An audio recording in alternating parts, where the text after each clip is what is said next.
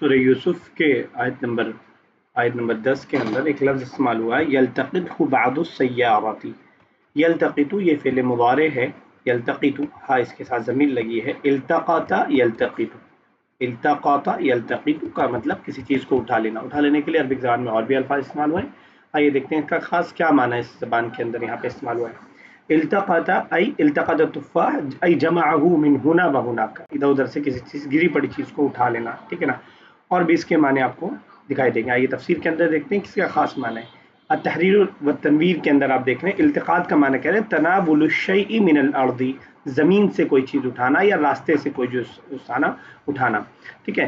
واستعیر لاخذ شیء مضاع، ایسی کسی چیز کے اٹھانے کے لیے اس کو استعمال کیا جاتا ہے جو ضائع ہونے والی ہو، جو یوز لیس چیز ہو، اس کو یوزفل چیز ہو لیکن وہ ویسٹ ہو رہی ہو.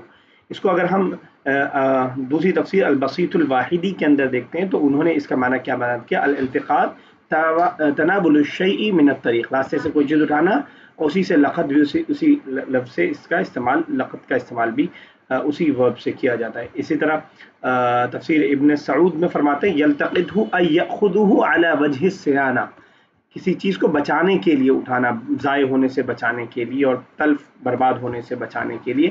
فإن الالتقاط اخذ شیء مشرف علی الضیاع، کیونکہ التقاط کا معنی ہی ہوتا ہے کسی اہم چیز کو، کسی اچھی چیز کو ضائع ہونے سے بچانے کے لیے اٹھانے کا لفظ کے معنی کے لیے استعمال کیا جاتا ہے. اس لیے خاص اس لفظ کا استعمال قرآن کریم نے کیا ہے.